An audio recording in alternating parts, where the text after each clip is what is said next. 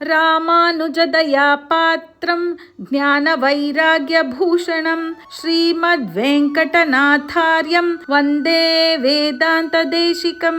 ರಾಮಾಯ ರಾಮಭದ್ರಾಯ ರಾಮಚಂದ್ರಾಯ ವೇಧಸೆ ರಘುನಾಥಾಯ ನಾಥಾಯ ಸೀತಾಯ ಪತಯೇ ನಮಃ.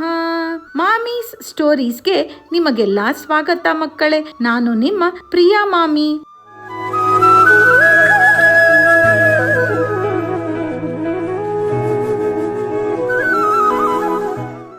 ಶ್ರೀರಾಮನ ಪೂರ್ವಜನಾದ ಹರಿಶ್ಚಂದ್ರ ಮಹಾರಾಜನ ಕಥೆಯನ್ನು ತಿಳಿದುಕೊಳ್ಳುತ್ತಾ ಇದ್ದೇವೆ ನಾವು. ಈಗ ವಿಶ್ವಾಮಿತ್ರ ಗುರುಗಳು ಮಾಡಿದ ಎಲ್ಲಾ ಪರೀಕ್ಷೆಗಳಲ್ಲೂ ಹರಿಶ್ಚಂದ್ರ ಮಹಾರಾಜ ಗೆದ್ದಿದ್ದಾನೆ. ಭಲೆ ಹರಿಶ್ಚಂದ್ರ ಭಲೆ, ಎಷ್ಟೆಲ್ಲ ಕಷ್ಟ ಬಂದರೂ ನಿನ್ನ ಒಳ್ಳೆಯ ಗುಣವನ್ನು ಮಾತ್ರ ನೀನು ಬಿಡಲೇ ಇಲ್ಲ ಅಂತ ಹೇಳಿ ತುಂಬಾ ಮೆಚ್ಚಿಕೊಂಡಿದ್ದಾರೆ ವಿಶ್ವಾಮಿತ್ರ ಗುರುಗಳು.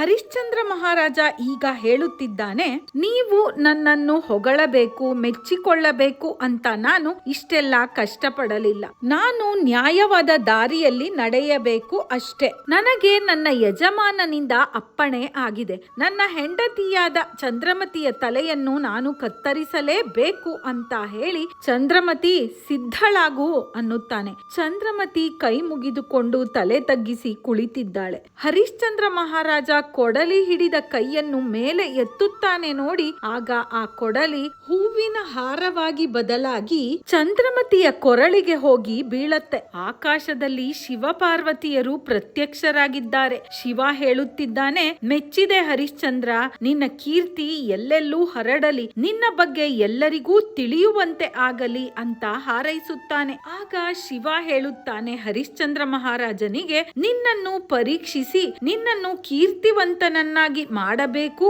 ಅಂತಾನೆ ವಿಶ್ವಾಮಿತ್ರರು ಹೀಗೆಲ್ಲ ನಿನ್ನನ್ನು ಪರೀಕ್ಷೆ ಮಾಡಿದರು. ಕಾಶಿ ರಾಜಕುಮಾರನು ಸತ್ತಿಲ್ಲ, ನಿನ್ನ ಮಗನೂ ಸತ್ತಿಲ್ಲ ಅಂತ ಕೂಡ ಹೇಳುತ್ತಾನೆ ಶಿವ. ಆಗ ವಿಶ್ವಾಮಿತ್ರರು ಕಂದ ಲೋಹಿತ ಅಂತ ಕರೆಯುತ್ತಾರೆ. ಆಗ ಲೋಹಿತಾಶ್ವ ನಿದ್ರೆಯಿಂದ ಎದ್ದು ಬಂದವನ ಹಾಗೆ ಮೈ ಮುರಿದುಕೊಂಡು ಎದ್ದು ಬರುತ್ತಾನೆ. ಈಗ ಲೋಹಿತಾಶ್ವ, ಚಂದ್ರಮತಿ, ಹರಿಶ್ಚಂದ್ರ ಮಹಾರಾಜ ಎಲ್ಲರೂ ಶಿವ ಪಾರ್ವತಿಯರಿಗೆ ನಮಸ್ಕರಿಸುತ್ತಾರೆ. ಈಗ ಶಿವ ಹೇಳುತ್ತಿದ್ದಾನೆ, ನೀನು ಕಾದಿದ್ದು ಸ್ಮಶಾನವಲ್ಲ, ಯಜ್ಞ ಭೂಮಿ ಇದು ಅಂತ ಹೇಳುತ್ತಾನೆ. ಅಂದರೆ ಮಕ್ಕಳೇ, ಯಜ್ಞವನ್ನು ಮಾಡುವುದಕ್ಕೆ ಅಂತಲೇ ಒಂದು ಮೈದಾನದ ರೀತಿ ಸಮತಟ್ಟಾದ ಜಾಗ ಇರುತ್ತಿತ್ತು. ಅದನ್ನು ಯಜ್ಞ ಭೂಮಿ ಅಂತ ಕರೆಯುತ್ತಾರೆ ಮಕ್ಕಳೇ. ರಾಜ ರಾಣಿ ಮತ್ತು ಕುಮಾರರಿಗೆ ಮೊದಲಿನ ಹಾಗೆ ವಸ್ತ್ರ ಒಡವೆ ಎಲ್ಲ ಬಂದು ಬಿಟ್ಟವು ಮೈ ಮೇಲೆ. ಮತ್ತೆ ಶಿವ ಹೇಳುತ್ತಿದ್ದಾನೆ, ಈಗ ಹರಿಶ್ಚಂದ್ರ, ಈ ವೀರಬಾಹು ಬೇರೆ ಯಾರೂ ಅಲ್ಲ, ಸಾಕ್ಷಾತ್ ಯಮಧರ್ಮನೇ ನಿನ್ನ ಯಜಮಾನನಾಗಿ ಬಂದಿದ್ದಾನೆ ಅಂತ ಹೇಳುತ್ತಾನೆ ಶಿವ. ಯಮಧರ್ಮ ಕೂಡ ಅಲ್ಲಿ ಪ್ರತ್ಯಕ್ಷನಾಗುತ್ತಾನೆ. ಅವನು ಹರಿಶ್ಚಂದ್ರ ಮಹಾರಾಜನಿಗೆ ಆಶೀರ್ವಾದ ಮಾಡುತ್ತಾನೆ. ವಸಿಷ್ಠರು ಮೊದಲೇ ಹೇಳಿದ್ದರು ಹರಿಶ್ಚಂದ್ರ ಮಹಾರಾಜ ತುಂಬಾ ಒಳ್ಳೆಯವನು ಅಂತ. ಆದರೆ ವಿಶ್ವಾಮಿತ್ರರು ಇಲ್ಲ, ನಾನು ಪರೀಕ್ಷೆ ಮಾಡಿದ ಮೇಲೆಯೇ ಅದನ್ನು ಒಪ್ಪಿಕೊಳ್ಳುವುದು ಅಂತ ಪರೀಕ್ಷೆ ಮಾಡುತ್ತಲೇ ಬಂದಿದ್ದರು. ಈಗ ವಿಶ್ವಾಮಿತ್ರರು ಹರಿಶ್ಚಂದ್ರನಿಗೆ ಹೇಳುತ್ತಾರೆ, ನಿನ್ನ ಧೈರ್ಯ, ನಿನ್ನ ಒಳ್ಳೆಯ ಬುದ್ಧಿ, ನಿನ್ನ ಒಳ್ಳೆಯ ನಡತೆ ಎಲ್ಲವನ್ನೂ ನಾನು ಮೆಚ್ಚಿಕೊಂಡಿದ್ದೇನೆ ಅಂತ ಹೇಳಿ ಕಮಂಡಲದ ನೀರನ್ನು ತೆಗೆದುಕೊಂಡು ಹರಿಶ್ಚಂದ್ರ ಮಹಾರಾಜನ ಎರಡೂ ಕೈಗಳಿಗೆ ಅದನ್ನು ನಿಧಾನವಾಗಿ ಸುರಿಯುತ್ತಾ ಹೇಳುತ್ತಾರೆ, ನನ್ನ ತಪಸ್ಸಿನ ಅರ್ಧ ಶಕ್ತಿಯನ್ನು ನಿನಗೆ ಧಾರೆ ಎರೆದು ಕೊಡುತ್ತಿದ್ದೇನೆ. ನೀನು ಸರ್ವ ಶೋಭಾಯಮಾನನಾಗಿ ಸಹಸ್ರ ವರ್ಷಗಳ ಕಾಲ ಚಕ್ರವರ್ತಿಯಾಗಿ 14 ಮನ್ವಂತರಗಳ ತನಕ ಇಂದ್ರನ ಸಿಂಹಾಸನದಲ್ಲಿದ್ದುಕೊಂಡು ಸಂತೋಷವಾಗಿರು ಅಂತ ಹಾರೈಸಿ ಅವನಿಗೆ ಧಾರೆ ಎರೆದು ಕೊಡುತ್ತಾರೆ ತಮ್ಮ ತಪಶಕ್ತಿಯನ್ನು. ಅಂದರೆ ಮಕ್ಕಳೇ, ಅವರು ಏನಂತ ಆಶೀರ್ವಾದ ಮಾಡಿದರು ಅಂತ ಸ್ವಲ್ಪ ಅರ್ಥ ಮಾಡಿಕೊಳ್ಳೋಣ ಮಕ್ಕಳೇ. ಯಾವುದೇ ಕಷ್ಟಗಳು ಬರಬಾರದು ನಿನಗೆ, 1000 ವರ್ಷಗಳು ನೀನು ರಾಜನಾಗಿ ಸಂತೋಷವಾಗಿ ಬದುಕಬೇಕು. ಅಷ್ಟೇ ಅಲ್ಲ, 14 ಮನ್ವಂತರಗಳು ನೀನು ಇಂದ್ರಲೋಕದಲ್ಲಿ ಇರಬೇಕು. ಅಂದ್ರೆ ಮಕ್ಕಳೇ, ಒಂದು ಮನ್ವಂತರ ಅಂದರೆ 30,67,20,20,000 ವರ್ಷಗಳಿಗೆ ಒಂದು ಮನ್ವಂತರ ಅಂತ ಅರ್ಥ ಮಕ್ಕಳೇ. ಅಂದ್ರೆ 30 crores 67,20,000 years is equal to 1 ಮನ್ವಂತರ ಮನ್ವಂತರ.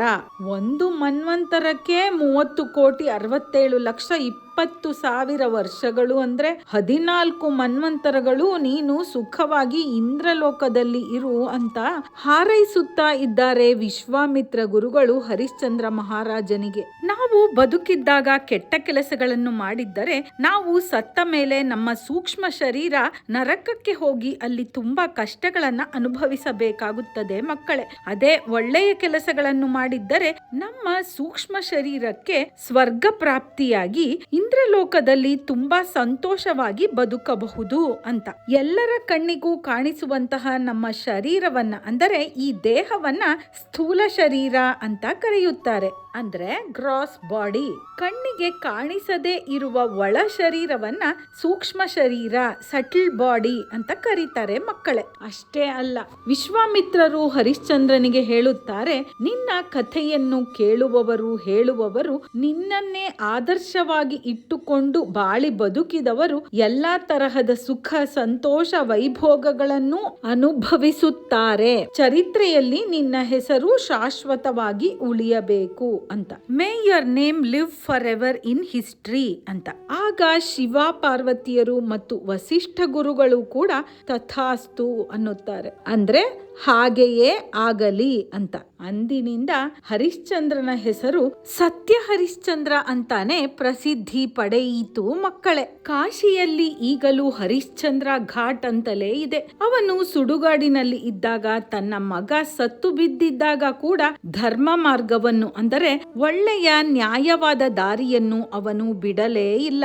ಅದಕ್ಕೆ ಅಂತಾನೆ ಅವನ ಹೆಸರಿನಲ್ಲಿಯೇ ಹರಿಶ್ಚಂದ್ರ ಘಾಟ್ ಅಂತಲೇ ಪ್ರಸಿದ್ಧಿ ಪಡೆದಿದೆ. ನಮ್ಮ ಪೂರ್ವಜರು ಅಂದರೆ ನಮ್ಮ ಹಿಂದಿನವರು ಇದನ್ನೆಲ್ಲ ಕಣ್ಣು ಮುಚ್ಚಿಕೊಂಡು ಒಪ್ಪಿಕೊಳ್ಳುವಷ್ಟು ಮೂರ್ಖರಲ್ಲ. ಇಂತಹ ಎಷ್ಟು ಒಳ್ಳೆಯ ಮಹಾರಾಜ ಆಳುತ್ತಿದ್ದ ಚರಿತ್ರೆ ನಮ್ಮದು. ಚರಿತ್ರೆ ಅಂದ್ರೆ ಇತಿಹಾಸ ಅಥವಾ ಹಿಸ್ಟ್ರಿ ಅಂತ.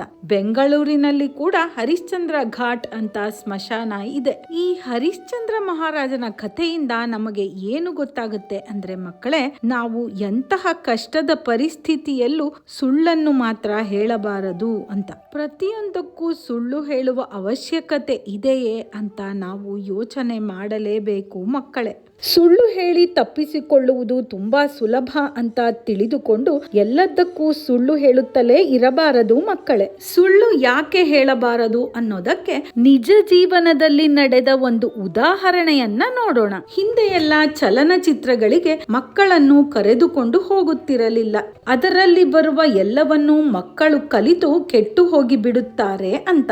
ರಮಾ ರಾಮ ಅಂತ ಇಬ್ಬರು ದಂಪತಿಗಳು ಇದ್ದರು. ಮಗನನ್ನು ಕರೆದುಕೊಂಡು ಹೋಗಬಾರದು ಚಲನಚಿತ್ರಕ್ಕೆ ಅಂತ ಯಾವಾಗಲೂ ರಮಾ ಏನು ಮಾಡ್ತಾ ಇದ್ಲು ಅಂದ್ರೆ, ಅಯ್ಯೋ ತುಂಬಾ ಹೊಟ್ಟೆ ನೋವು, ಆಸ್ಪತ್ರೆಗೆ ಹೋಗ್ಬೇಕು ಅಂತ ನಾಟಕ ಮಾಡಿಕೊಂಡು ಗಂಡ ಹೆಂಡತಿ ಇಬ್ಬರು ಚಲನಚಿತ್ರ ನೋಡುವುದಕ್ಕೆ ಹೋಗಿ ಬಿಡುತ್ತಿದ್ದರು. ಹಾಗೆಲ್ಲ ಟಿವಿ ಮೊಬೈಲ್ ಅಂತ ಎಲ್ಲ ಇರಲೇ ಇಲ್ಲ ಮಕ್ಕಳು ನೋಡುವುದಕ್ಕೆ. ಮಗ ನಾನು ಬರುತ್ತೇನೆ ಅಂತ ಹಠ ಮಾಡಿದಾಗಲೆಲ್ಲ, ಇಲ್ಲ ನನಗೆ ಹೊಟ್ಟೆ ನೋವು, ನಾನು ಆಸ್ಪತ್ರೆಗೆ ಹೋಗುತ್ತಾ ಇದ್ದೇನೆ, ನೀನು ಬಂದರೆ ನಿನಗೂ ಸೂಜಿ ಹಾಕಿ ಬಿಡುತ್ತಾರೆ ಡಾಕ್ಟರ್, ಬೇಡ ಅಂತ ಹೇಳಿ ಯಾವಾಗಲೂ ಅಜ್ಜ ಅಜ್ಜಿಯರ ಹತ್ತಿರ ಇವನನ್ನು ಬಿಟ್ಟು ಚಲನಚಿತ್ರಕ್ಕೆ ಹೊರಟು ಬಿಡುತ್ತಿದ್ದರು. ಇದೇ ಅಭ್ಯಾಸವಾಗಿ ಹೋಗಿತ್ತು.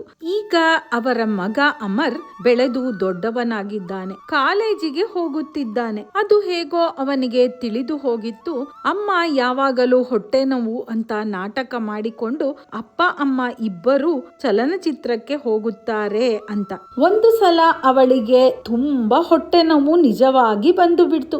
ಕೂಗಿಕೊಳ್ತಾ ಇದ್ದಾಳೆ, ಮನೆಯಲ್ಲಿ ಯಾರೂ ಇಲ್ಲ, ಮಗ ಮಾತ್ರ ಇದ್ದ. ಅಯ್ಯೋ ಅಮ್ಮ, ಹೊಟ್ಟೆ ನೋವು ತಡೆಯೋಕೆ ಆಗ್ತಾನೇ ಇಲ್ಲ ಅಂತ ಕಿರುಚಾಡ್ತಾ ಇದ್ದಾಳೆ ಪಾಪ ಅವಳು. ಮಗ ಅಲ್ಲಿಯೇ ಇದ್ದ. ಅವನು ಜೋರಾಗಿ ನಕ್ಕು ಬಿಟ್ಟ. ಅಯ್ಯೋ ನಿನಗೆ ಮೂವಿ ನೋಡ್ಬೇಕಾ, ಇರು ಅಪ್ಪನಿಗೆ ಫೋನ್ ಮಾಡ್ತೀನಿ ಅಂತ. ಅಪ್ಪನಿಗೆ ಫೋನ್ ಮಾಡ್ತಾನೆ. ಅಪ್ಪ ನಗು ನಗುತ್ತಾ ಹೇಳ್ತಾನೆ, ಹೌದಾ ಬಿಡು ನಾಳೆ ನೋಡ್ಕೊಳ್ಳೋಣ ಅಂತ. ಹೀಗೆ ಅಪ್ಪ ಮಗ ಇಬ್ಬರು ಅವಳ ನಿಜವಾದ ಹೊಟ್ಟೆ ನೋವನ್ನ ಅರ್ಥ ಮಾಡಿಕೊಳ್ಳಲೇ ಇಲ್ಲ. ಮಗ ಆಟ ಆಡೋಕೆ ಅಂತ ಹೊರಟು ಬಿಟ್ಟ ಹೊರಗಡೆ. ಅವಳ ಗಂಡ ನೋಡಿದರೆ ಕೆಲಸವನ್ನೆಲ್ಲ ಮುಗಿಸಿಕೊಂಡು ನಿಧಾನವಾಗಿ ಮನೆಗೆ ಬರುತ್ತಾ ಇದ್ದಾನೆ. ಎಲ್ಲಾ ಕೆಲಸಗಳನ್ನು ಇವತ್ತೇ ಮುಗಿಸಿಬಿಟ್ಟೆ, ನಾಳೆ ನಾವಿಬ್ಬರು ಸಿನಿಮಾಗೆ ಹೋಗೋಣವೇ ಅಂತ ಹೇಳುತ್ತಾ ಇದ್ದಾನೆ ನಗು ನಗುತ್ತಾ.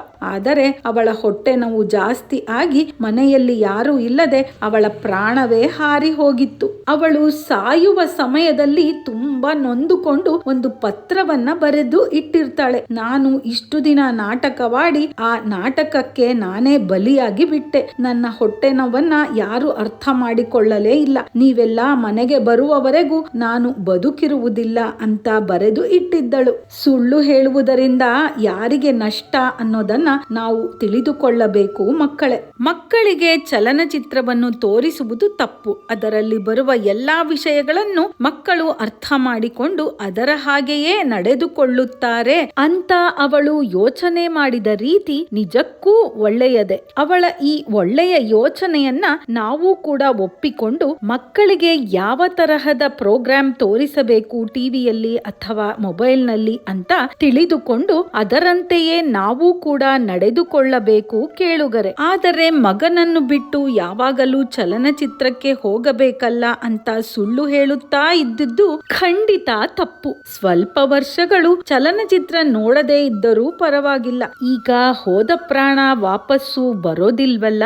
ಜೀವನದಲ್ಲಿ ಯಾವುದು ಮುಖ್ಯ ಅಂತ ತಿಳಿದುಕೊಂಡು ಅದರಂತೆ ಖಂಡಿತ ನಡೆದುಕೊಂಡರೆ ನಮಗೆ ಯಾವುದೇ ಕೆಟ್ಟದ್ದು ಆಗುವುದಿಲ್ಲ ಮಕ್ಕಳೇ. ಯಾವಾಗಲೂ ಸುಳ್ಳು ಹೇಳುತ್ತಿರುವವರನ್ನು ಯಾರೂ ನಂಬುವುದಕ್ಕೆ ಹೋಗುವುದಿಲ್ಲ. ಒಂದಲ್ಲ ಒಂದು ದಿನ ಅದು ಹೇಗೋ ಇವರು ಹೇಳುವುದೆಲ್ಲ ಬರಿಯ ಸುಳ್ಳೇ ಆಗಿದೆ ಅಂತ ಖಂಡಿತ ಎಲ್ಲರಿಗೂ ತಿಳಿಯುತ್ತದೆ. ಸತ್ಯದ ಮಹಿಮೆಯೇ ಹಾಗೆ. ಸುಳ್ಳನ್ನು ತುಂಬಾ ದಿನ ಮುಚ್ಚಿಡುವುದಕ್ಕೆ ಸಾಧ್ಯವೇ ಇಲ್ಲ. ಒಂದಲ್ಲ ಒಂದು ದಿನ ಸತ್ಯ ಏನು ಅಂತ ಎಲ್ಲರಿಗೂ ತಿಳಿಯುತ್ತದೆ. ಸುಳ್ಳು ಹೇಳುವವರು ನಿಜವಾಗಲೂ ಕಷ್ಟದಲ್ಲಿದ್ದಾಗ ಅವನು ಕಷ್ಟದಲ್ಲಿ ಇದ್ದಾನೆ ಅನ್ನುವುದು ಕೂಡ ನಮಗೆ ಅರ್ಥವಾಗುವುದಿಲ್ಲ. ಅಯ್ಯೋ ಇವನು ಯಾವಾಗಲೂ ಸುಳ್ಳು ಹೇಳುತ್ತಾನೆ ಬಿಡು, ಇದು ಒಂದು ಸುಳ್ಳು ಅಂತ ಅಂದುಕೊಂಡು ಬಿಡುತ್ತಾರೆ. ಅದರಿಂದ ನಮಗೆ ನಷ್ಟ ಜಾಸ್ತಿ ಮಕ್ಕಳೇ. ಸುಳ್ಳು ಹೇಳಿ ಕಷ್ಟಕ್ಕೆ ಸಿಕ್ಕಿ ಹಾಕಿಕೊಂಡ ಪ್ರಸಂಗವನ್ನು ನಾವು ಅನುಭವಿಸಿರಬಹುದು ಅಥವಾ ನೋಡಿರಬಹುದು. ಅದನ್ನ ಕೂಡ ಕಮೆಂಟ್ ಬಾಕ್ಸ್ ನಲ್ಲಿ ನೀವು ಹಂಚಿಕೊಳ್ಳಿ ಕೇಳುಗರೆ. ಯಾಕೆ ಅಂದ್ರೆ ರಾಮಾಯಣದಿಂದ ನಾವು ಯಾವ ಒಳ್ಳೆಯ ಪಾಠಗಳನ್ನು ಕಲಿಯಬಹುದು ಅನ್ನುವುದೇ ನಮ್ಮ ವಿಡಿಯೋಗಳ ಮುಖ್ಯ ಉದ್ದೇಶ. ನಮ್ಮ ಜೀವನದ ಅನುಭವಗಳು ಬೇರೆಯವರಿಗೆ ಪಾಠವಾಗಬಹುದು. ಹೀಗೆ ಕೂಡ ನಾವು ಮತ್ತೊಬ್ಬರಿಗೆ ಸಹಾಯ ಮಾಡಬಹುದು. ಆದ್ದರಿಂದ ನಿಮ್ಮ ಅನುಭವವನ್ನು ಖಂಡಿತವಾಗಿಯೂ ಶೇರ್ ಮಾಡಿಕೊಳ್ಳಿ. ಮುಂದೆ ಏನಾಗುತ್ತೆ ಅಂತ ಶ್ರೀರಾಮನ ಕಥೆಯನ್ನ ಮುಂದಿನ ವಿಡಿಯೋದಲ್ಲಿ ನೋಡೋಣ ಮಕ್ಕಳೇ. ಜೈ ಶ್ರೀರಾಮ್ ಅಂತ ಕಮೆಂಟ್ ಮಾಡೋದನ್ನ ಮರೆಯಲೇಬೇಡಿ ಕೇಳುಗರೆ. ನಮ್ಮ ವಿಡಿಯೋಗಳು ನಿಮಗೆ ಇಷ್ಟವಾಗುತ್ತಿದ್ರೆ ಲೈಕ್ ಮಾಡಿ, ಶೇರ್ ಮಾಡಿ, ಹಾಗೂ ನೀವಿನ್ನೂ ಸಬ್ಸ್ಕ್ರೈಬ್ ಮಾಡ್ಕೊಂಡಿಲ್ಲ ಅಂದ್ರೆ ಈಗಲೇ ಸಬ್ಸ್ಕ್ರೈಬ್ ಮಾಡ್ಕೊಂಡು ಬೆಲ್ ಬಟನ್ ಕೂಡ ಒತ್ತಿ. ಆಗ ನಮ್ಮ ಕಥೆಯ ನೋಟಿಫಿಕೇಶನ್ ನಿಮಗೆ ಬರುತ್ತೆ. ಆಗ ನಮ್ಮ ಯಾವುದೇ ವಿಡಿಯೋಗಳು ನಿಮಗೆ ಮಿಸ್ ಆಗೋದೇ ಇಲ್ಲ. ಬನ್ನಿ ಮಕ್ಕಳೇ, ಹಾಗಾದ್ರೆ ನಾವು ರಸಪ್ರಶ್ನೆಯನ್ನು ನೋಡೋಣ. ನೀವೆಲ್ಲ ತಯಾರಾಗಿದ್ದೀರಾ ತಾನೆ? ಪ್ರಶ್ನೆ 1. ಇವತ್ತಿನ ಕೊನೆಯ ಭಾಗದ ಹರಿಶ್ಚಂದ್ರನ ಕಥೆಯನ್ನು ನಿಮ್ಮ ಹಿರಿಯರಿಗೆ ತಿಳಿಸಿ ಮಕ್ಕಳೇ. ಪ್ರಶ್ನೆ 2. ಇವತ್ತಿನ ನೀತಿ ಕಥೆ ಏನು ಮತ್ತು ಅದರಿಂದ ನಾವು ಏನು ತಿಳಿದುಕೊಳ್ಳಬಹುದು ಮಕ್ಕಳೇ? ಈ ಎಲ್ಲಾ ಪ್ರಶ್ನೆಗಳಿಗೂ ನಿಮಗೆ ಉತ್ತರ ಗೊತ್ತೇ ಇದೆ. ಗೊತ್ತಿಲ್ಲ ಅಂದ್ರೆ ಏನ್ ಮಾಡ್ಬೇಕು? ಇನ್ನೊಂದ್ಸಲ ಕಥೆಗಳನ್ನ ಕೇಳಿಸ್ಕೊಂಡು ಉತ್ತರ ಕೊಟ್ರೆ ಆಯ್ತು. ಜೈ ಶ್ರೀರಾಮ್ ಅಂತ ಕಮೆಂಟ್ ಮಾಡೋದನ್ನ ಮರೆಯಲೇಬೇಡಿ ಮಕ್ಕಳೇ. ಜೈ ಸಿಯಾರಾಮ್. ಸರ್ವೇ ಜನಾಃ ಸುಖಿನೋ ಭವಂತು.